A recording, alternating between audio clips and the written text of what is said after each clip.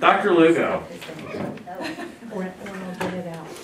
I think they closed that door when you got Sure, so the long. wrong way. Table and boxes, closed door. Got it. Yes. Go ahead. Okay. Good afternoon, Mr. President, members of the Governing Board and Cabinet. Thank you for having me here this afternoon. I'm pleased to share with you a little bit about the working and learning conditions in the Creighton School District. And part of this comes about with the orientation for prospective board members, where I was asked to give a presentation on the working and learning conditions there. And since we have 2 new board members here, I thought it would be a good idea to share that. But we will go beyond that information to also share a little bit about the retention committee and what's going on there. So I just love this quote here, that teachers' working conditions are student learning conditions.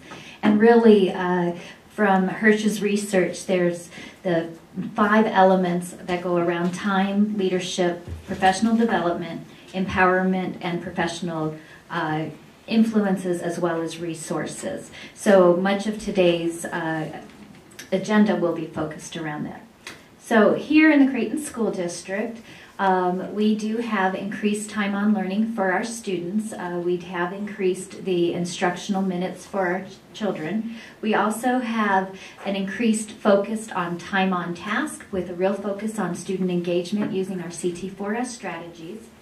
All of our students are afforded standard classroom time periods for the core areas: reading, language arts, math, science, social studies, as well as a reteach enrich 45 minutes across the district. There is time to plan built into the school day for our teachers at a 45-minute period.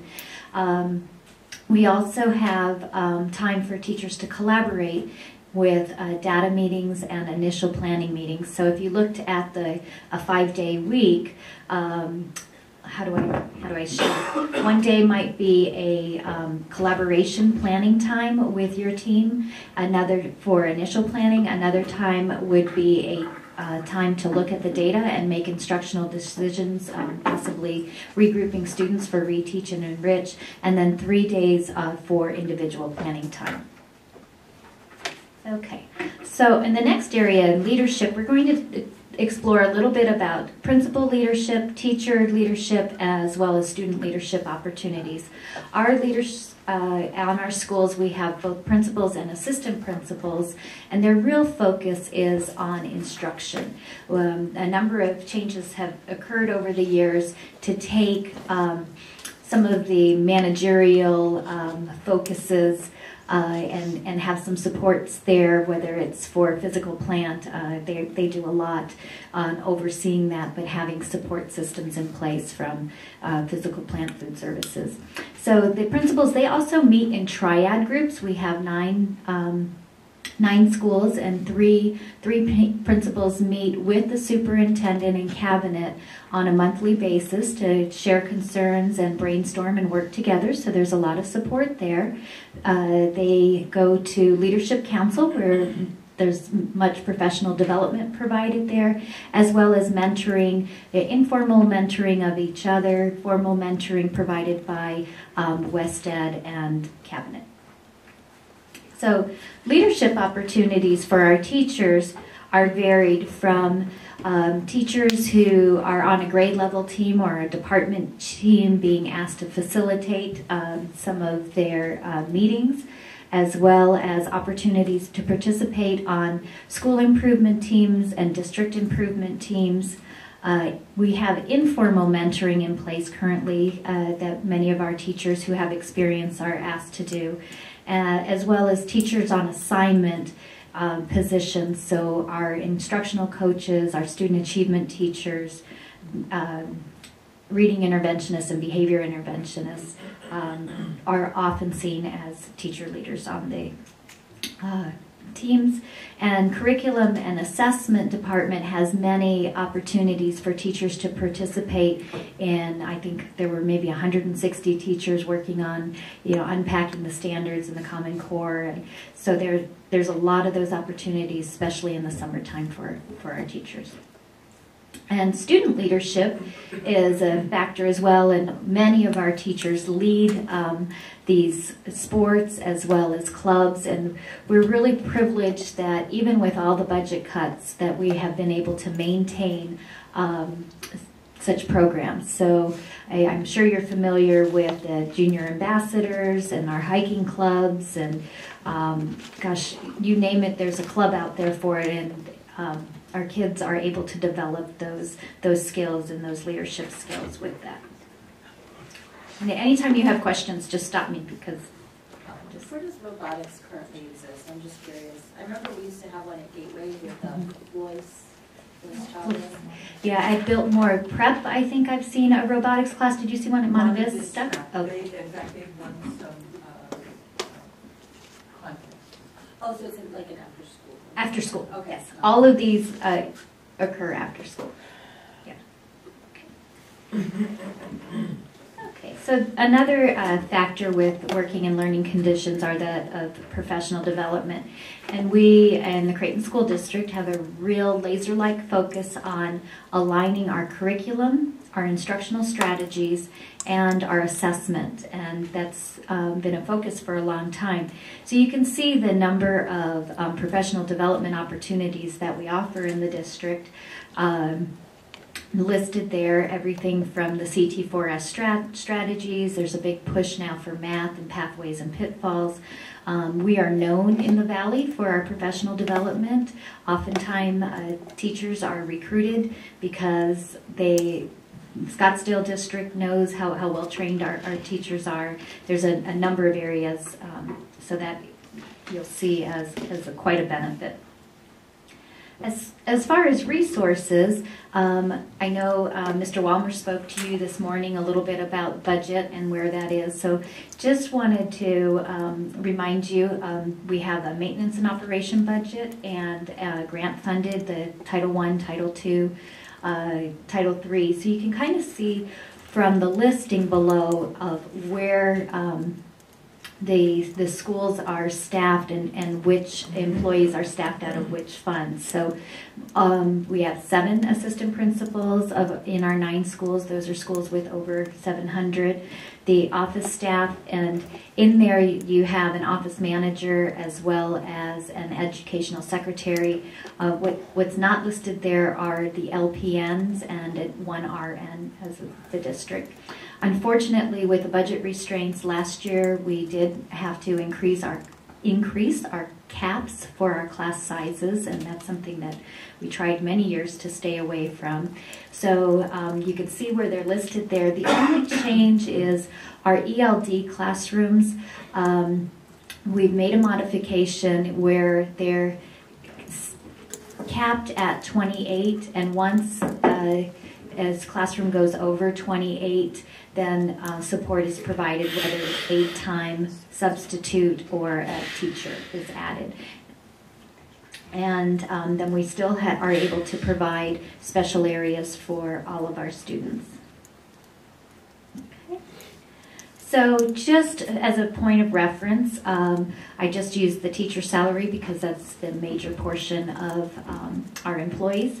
So you can see that the starting salary it still remains competitive, although our salary remains the same since the school year 2008-2009. We're no longer the top in the top 3 of salaries, but we're still pretty competitive. Top 3 among the Valley, we were at one time.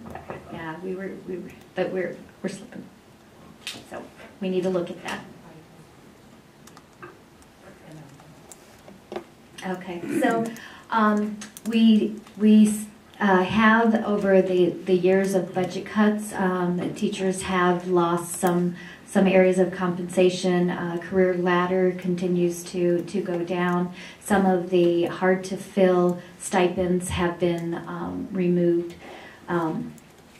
let's see. And then in benefits, we have a very, very strong benefit package for our employees, yet it tends to increase at about an average of 10% per year, which is a huge portion of our M&O budget. And one of the things is we're out to bid right now for insurance, and we're looking for more affordable insurance, yet to maintain the high coverage. Could you go back for just a second? What does it mean where it says credential compensation, national board certification? Do we give compensation for those who take their board, their national board? So it's an extra $1,000 on the salary schedule for those teachers who have completed their national board certification. Currently, we have 2 employees in the district who are nationally board certified.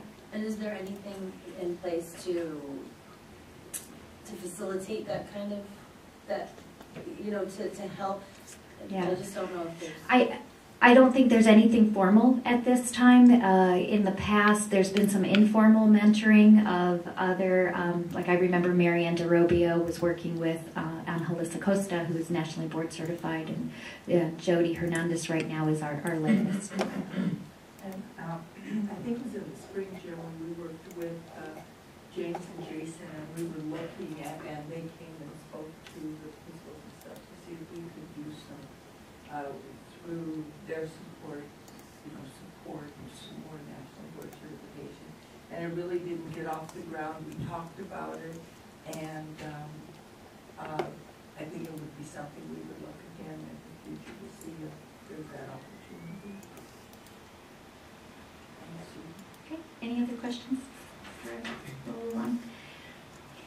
As far as the other resources to lump together is, looking at our curriculum resources, we do have core curriculum across all the different sites, as well as many supplemental materials available to them in the areas of reading and math. There will be a need with Common Core coming to update the curriculum materials that we have. Technology, we're very excited. We have some classrooms that, they have iPads. We have the, what are the little ones called? The iPods. Yeah, the iPod touches. And they're seeing some really innovative things with the flip the classroom approach going on in there. So technology, we do have SharePoint, and we do have a lesson plan repository where teachers can upload their lesson plans. I think it's the next part of that is seeing if teachers can share their lesson plans utilizing that technology. I'm just curious too, I just discovered this, I've never heard of it before, but it's called What Works Clearinghouse. So when the district makes decisions about curriculum materials, do they consult with that first? Not necessarily that, but there are several places that we consult. For example, Reading, University of Florida, University of Oregon, those kind of places that also do evaluations of curriculum materials. But yeah, What Works is on our radar as well. Okay. So that's just a little bit of overview of what is. And now I wanted to share with you a progress update of the retention committee. And we have, let's see, the governing board authorized an advisory committee on September the 4th. And we've met a number of times. There have been 49 participants on the retention committee, so it's something that is very near and dear to our hearts, and we are gleaming lots of information. And we've done a literature review and looked at a number of articles, everything from the Irreplaceables, from the National Teacher Project to key issues in retaining teachers, fostering relationships. So we've spent quite some time looking at that. And then looking at a crosswalk through all the literature there of the cost of retention, both to student learning as well as replacing teachers. preparedness programs, looking at induction programs and mentoring programs, as well as how do you select, education and experience, looking at those things. Retention also, the economic influences, the external factors there to retention, as well as internal influences, that commitment and that attitude, the chutzpah to stick with it. So those were all in different articles that we looked at. And then the other thing is the retention. Simultaneously, the leadership looked at some of the research out there on retention and have done some brainstorming, and they brought back some recommendations for the retention committee to look at, and that was strategies for nurturing internal characteristics, mentoring, scaffolding for new teachers, how do we build capacity for future leaders, and leveraging our parents to support retention as well. So our next step would really, and we have done an internal study, and I'm going to share that with you as well. And then our next step is we're meeting next Saturday talking about strategy development and recommendations. So when we looked at years of experience in Creighton, you can see here that new teachers and teachers with 1 to 3 years experience make up about 52% of the Creighton School District at this time. So that's something that we really want to focus on how to make sure that our new teachers are inducted, and how do we keep them, as well as how do we leverage the experience that we currently have and value those employees as well. So we did have an external evaluator come and do a study on the district. Cheryl Anderson has worked with us in a number of capacities through the meet and confer process, and she interviewed 91 teachers, which is about 24% of the Creighton classroom teaching population, and they were all randomly selected using actually a computer generated where their names were on a spreadsheet. And all the sites, departments, all the sites were represented, all different grade levels were represented, and years of experience were represented, as well as some of our teachers on assignment. So she went and did actually focused conversations with these teachers, and saw a lot of consistency across the grade level and across the district. Seems as first and second year teachers, as well as third year teachers, often referred to being overwhelmed, and so that was a finding that she talked about. And many of them responded to needing more time for preparation, and prep time came up as one of those areas of concern. I'm trying to look at my notes to not give you. So. One thing I noticed is that on the left-hand side it says feel supported by team and administration, and then the exact opposite thing. So did you pinpoint then? Are those two different attitudes happening at specific school sites? Was it a commonality where they didn't feel support at one site, but another site they felt supported? So with that, you bring up a real interesting point, and this has been on another study that I did, maybe 5 years ago, where I looked at retention and looked at exit survey information.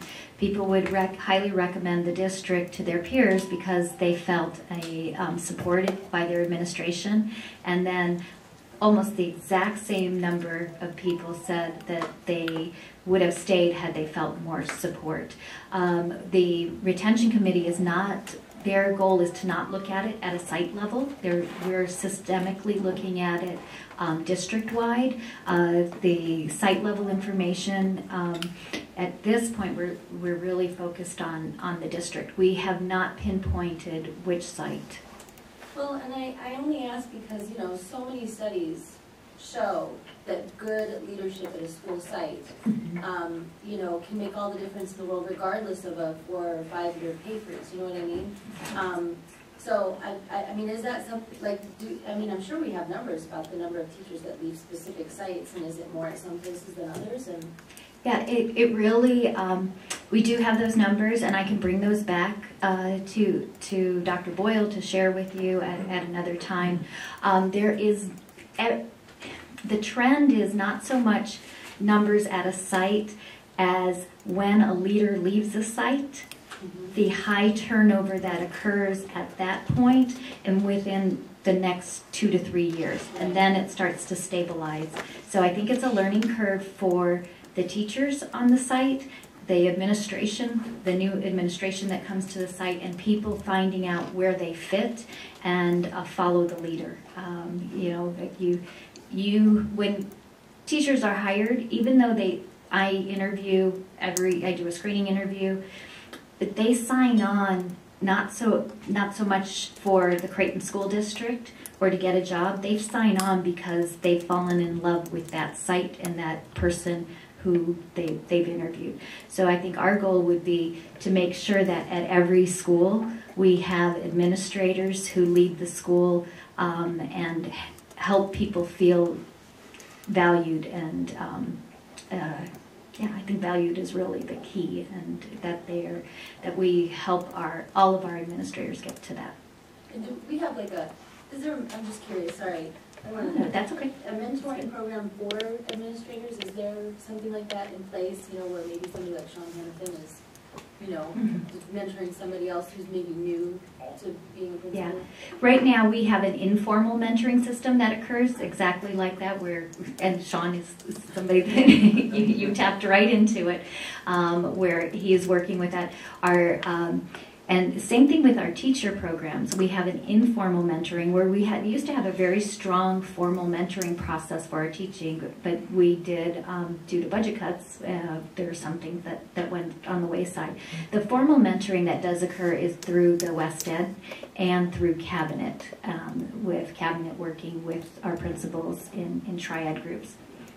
If I could say too, because Jim and I meet with the different triad groups, there becomes a real camaraderie among those three principals, and they although they connect with each other all the time for support, I noticed that in the triads they really work closely together and seek each other out for the more the person who's been around the longest gives a lot of advice to new principals. Thank you. Okay, so some other findings that Ms. Anderson brought to us, things that were working well, and you can kind of see the list there. And you know, it is all about the site leadership, about that team and that feeling of camaraderie that we're working together. The instructional coach is highly valued. And then being able to be acknowledged for the work that's happening. Some findings for improvements revolved around the areas of professional development and support for new teachers, testing, classroom management, and class size in middle school. So with the professional development, when I looked at what Cheryl presented to us as a group, it really looked at, it seems like a lot was happening at once. And that kind of goes back to the overwhelmed, is, you know, maybe too much too fast. So we're going to be talking about possibilities, and I'll share some slides with you of where the retention committee has been giving some information. Support for new teachers, again, there's so much support out there as far as professional development, what a new teacher has to learn, yet is there somebody who will sit down with them and say, okay, let me help you prioritize. This is what you really need to get through the day,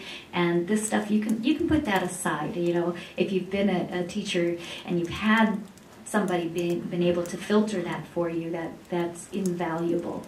The teaching testing cycle came up as far as really looking at the timeline of being able to get all the EPOs in that are tested prior to getting all the instruction done prior to testing on the EPOs.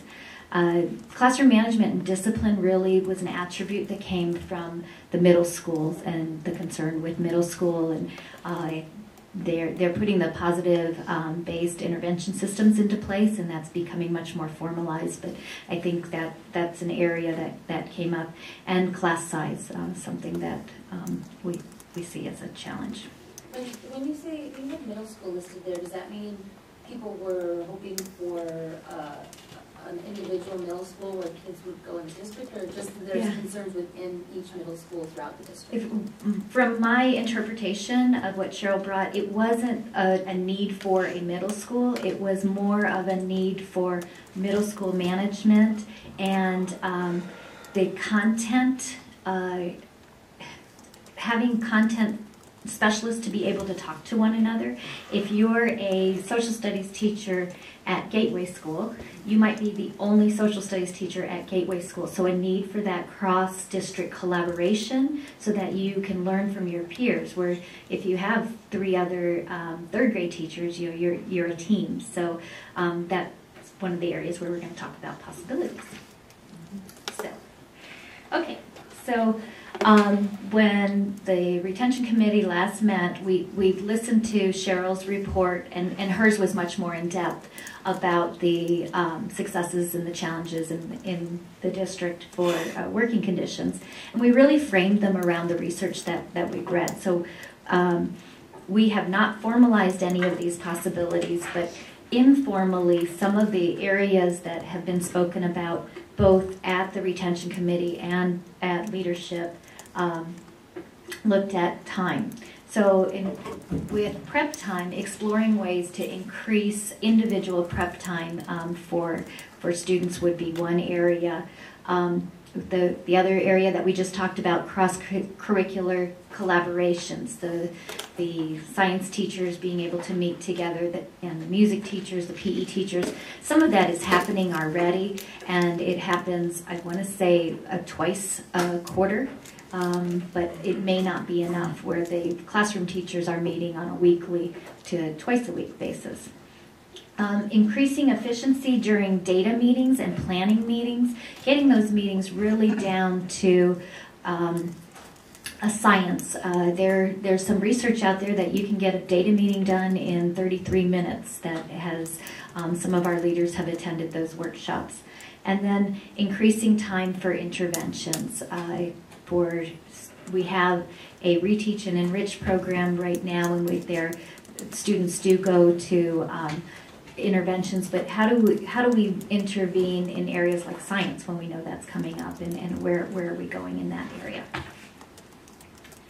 Okay, I lumped leadership and empowerment together because when we were looking at that, we were really talking about lots of the committee's work came out of we really need a formal mentoring process for our teachers, and building capacity within our school district. We have, and one thing I hear that wasn't part of the study, and I think you've heard it, is I've consistently scored well or done well on the CT4S. Why am I going through this training again? Well, maybe we can tap into those people and have them help. And so now we're building leadership capacity, we're sharing knowledge, and we're helping the empowerment of the teachers in the district.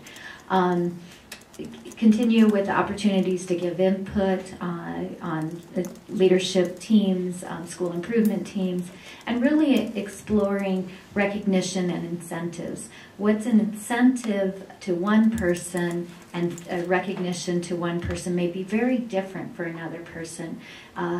There's a lot to people just having that conversation, saying, you know, I saw you today in class and you did a really, really good job, and that's recognition in itself. It doesn't always have to be a plaque. It doesn't have to be those material things. It's really having that connection with other human beings.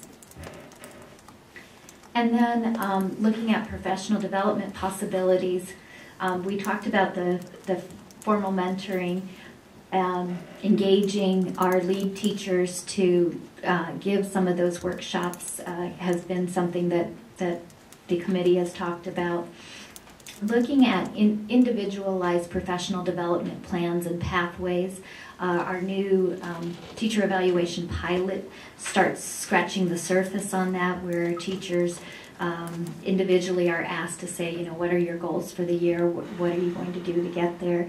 And then the district-wide content workshops looking at having light groups come together based on need. Resources continue to be a challenge, and we look forward to all of our schools growing in number, and really how can we find other ways to attract students, because we know that our students are money.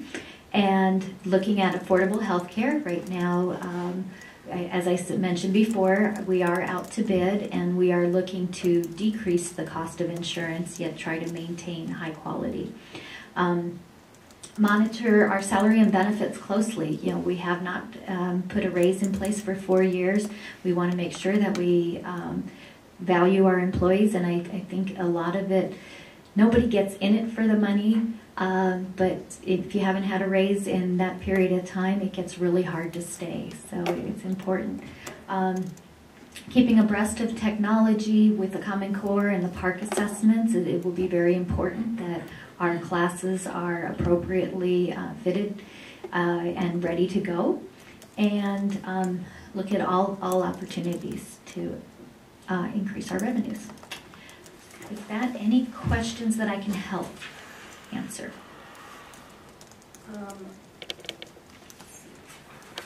I have, let's see. So what's currently going on at the school-wide professional development? Like, what things are being worked on during that professional development? Because because it says that's a room for improvement. So yeah, and I think there's CT4S, there's math pathways and pitfalls. There are professional developments going on during the day where teachers have release time with K3 Academy. We also have a push with our ELL strategies and making sure that we're keeping abreast of compliance and helping our students with grammar. So there are a number of things occurring, and many of them are listed. But I mean, it's listed on slide number 15 as improvement. So I was just wondering, were people specific about what they wanted to be improved? I think when I look at what I'm understanding of improvements of streamlining, what I'm hearing is there's too much too fast being asked to be implemented too fast. I might go to a workshop on Wednesday on pathways and pitfalls, and on Thursday I'm asked to implement it in my classroom. We do know, though, that the cycle of improvement is that we do help people in the classroom, that you learn something. If it's not extended into the classroom, you're lucky when you go to a workshop if you put one thing into place. But looking at time for people to digest the materials and the amount of material, and differentiating I would say would be another factor of differentiating based on who needs what and what's your level of expertise. I will say that is, that happens. I know it's a much larger district, but at Phoenix Union, where I'm currently working, there is a lot of differentiated professional development opportunities, and it becomes so much more meaningful, to not feel like you're being forced to sit through a PD that doesn't really have anything to do with you. And then it's also nice to be asked by somebody to, say, hey, you know what, you're really good at classroom management. Would you mind doing a little, breakout session? And then you feel good about it, Okay, there was one. Oh, I was just going to say, you're talking about increasing student enrollment. I was just thinking about all the EPA parents. Should just have them work on that, like get their marketing skills and get them working on it. We'll be building schools. Right. Just real quickly, Jean, professional development in Phoenix Union High School District, how do they communicate with the staff as far as to know, do they have certain offerings and then you choose? Or? Yeah, we have it's called Career Track, and so it's all, I mean, again, we're pretty big, so, you know, we'll have it at the Cesar Chavez High School, and there'll be 30 classrooms that are being utilized for all these different professional developments. So I don't know if we'd be able to do it on that scale here. But yeah, you go, you sign up. The great thing about where I work now too, you actually get, not only do you get your professional development hours, your certification hours, you also get paid for it, which is like amazing. So, so you're encouraged to learn and you get paid for it, which is really nice. And I don't know if that's, you know. Is the school day designed, you have like a day, a week that's a shorter day, or how? We do have a late start day, but it's, I think, like once every 6 weeks, and it's district-wide. And to be honest, I don't like that some grade levels have really amazing PLCs and others don't even meet, and nobody would ever know, you know? So there's not, at least at my school site, there's not a lot of accountability as far as teachers go. You're just trusted to do the right thing. And I'm on a very strong PLC this time where I wasn't the last time. But on those late start days, we usually have a department meeting. Sometimes we'll have an entire staff meeting, but not always. I was going to say something else about that too, but. So you meet in the morning if you have a late start day, do you? Yeah, that's why sometimes at your school sites, the high school kids will flood in and say, you know, because they don't have to go to school until 11 o'clock, so. There was one more thing too that I was going to talk about, or that I was going to ask about, and it is a future agenda item, so perhaps it'll be at a time when we've had the chance to look into it, but I was just looking at a lot of the subscriptions for things. And I'll, you know, I know that we're going to talk about it in the future, but the idea of looking for open source solutions for those things. You know, like Rosetta Stone, I don't know how much, I know for as an individual it's very expensive software, so I don't know how much it is to buy for a whole district, but I know there are things like Duolingo, which is completely 100% free, you know, and I don't, it's just like, I feel like with all the budget shortfalls that are coming out, and I guess I'm off topic, but I was just noticing that some of the things that are listed on here are things that might be able to be replaced with free open source solutions. Anyway, I'd say that. Oh wait, I have one more question. So wait, are there going to be CFAs after Common Core, and how are you going to do that since Common Core in part is short answer and essay? First of all, the whole curriculum process has to change a little bit. The standards have been placed into units, I would call very loose units. They're not tied together by any particular theme. Teachers in their work decided that they kind of fit together. So it's the process of, first of all, identifying what are the skills. Last time we did units, there were no measures of skills, and we found that lo and behold, they didn't get taught. Right. So first of all, it's the identification of skills. Identification of content within those standards, as well as the identification of the processes, specifically the math practices in math or the shifts in English language arts. And the concept or the vision at this point is that these units all have recommended time periods on them, 3 weeks, 4 weeks, 6 weeks. Right. That within that time period, there would be identified, say, 3 skills-based tests. And possibly, and then built into the curriculum, 2 to 3 performance tasks that the students do and the teachers score, just like they would any other work, against some criteria, a rubric, per se. And then rather than, and this is the vision at this point, what reality will be when we bring groups of people together might change this. The idea being that here's your unit. These are the measures you have to do. The performance task should not look any different than any other day in the classroom. It's students producing a product. It could be a piece of writing. It could be you know, solving some type of a real life challenge. And that the idea would be that the teachers, the grade level, would decide, okay, here's when we would give these skill-based tests, assuming that the skills that are identified are skills they would need to be able to even do the performance task. And here's when we give these two embedded performance tasks and score them. And they're looking at them, the requirement would be at the end of the 6-week unit, those have to be completed and turned in.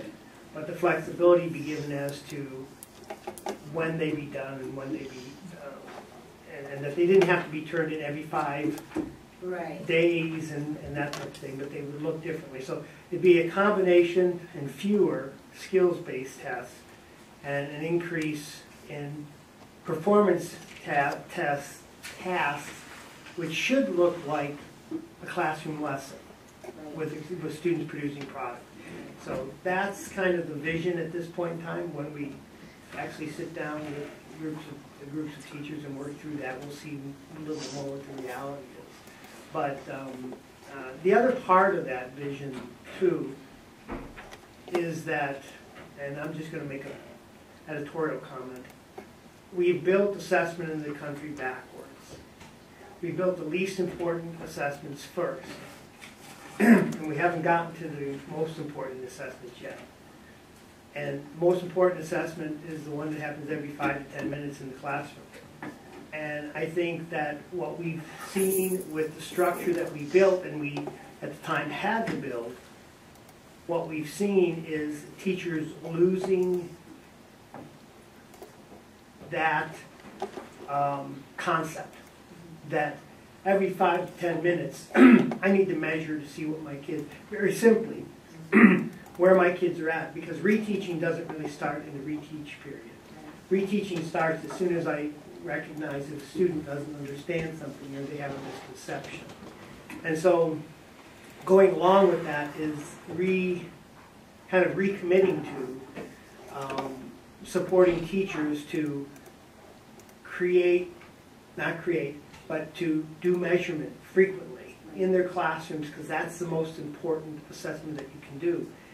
But probably one of the hardest too. It is the hardest because you have to really check on every student, Yeah. right? So if you've got 28 students and you've been talking with them for the last 8 to 10 minutes, and you have to have a question or something that they do that you can check very quickly what they're doing, and whether that's with a whiteboard or some other method, it's really hard. But we have to commit to that, and I believe we have to create some flexibility in what happens in that classroom.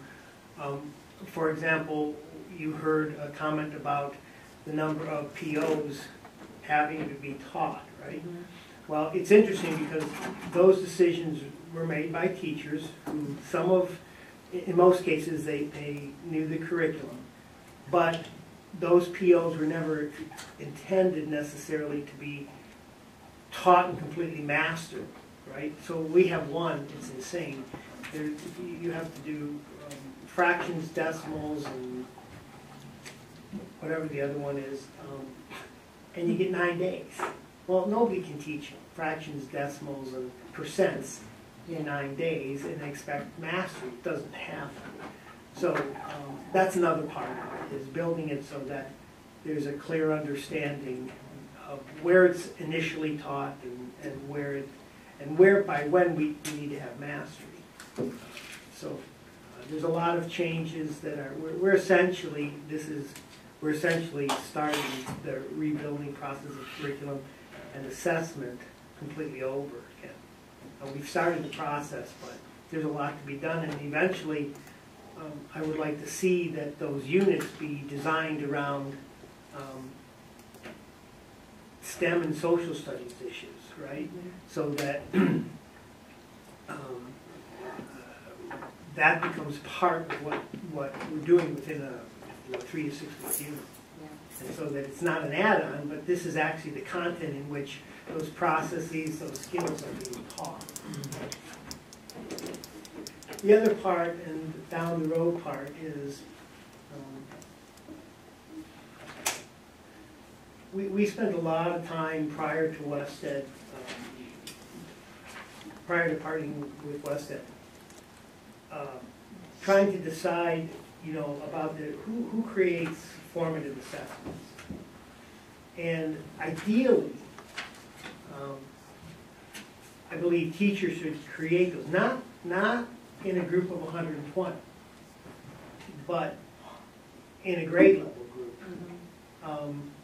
Because it is in the creation of the assessments that you understand the content. And we very clearly have a content challenge.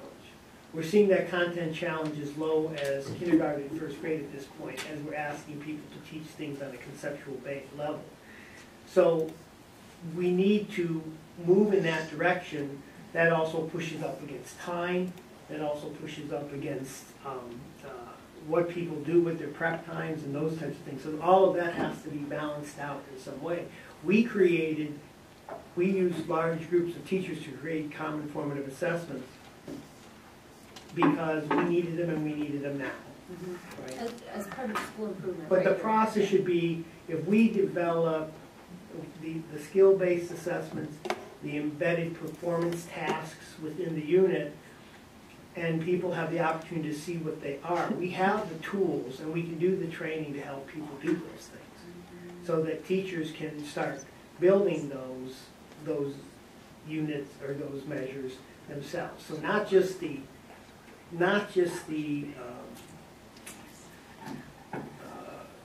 every measurement every 5 to 10 minutes, knowing what's going on with students and the students' heads at that point, but really thinking through the measurement of, a unit's worth of learning. Right. Because that's, I think, when we look at the content, I think that we could do lots of content workshops, which would be fine, but I don't think that's the best way to do content. The best way to do content is by digging into the content and doing something with it, like building a measurement around it. And then when you get done doing that, you understand the content you teach.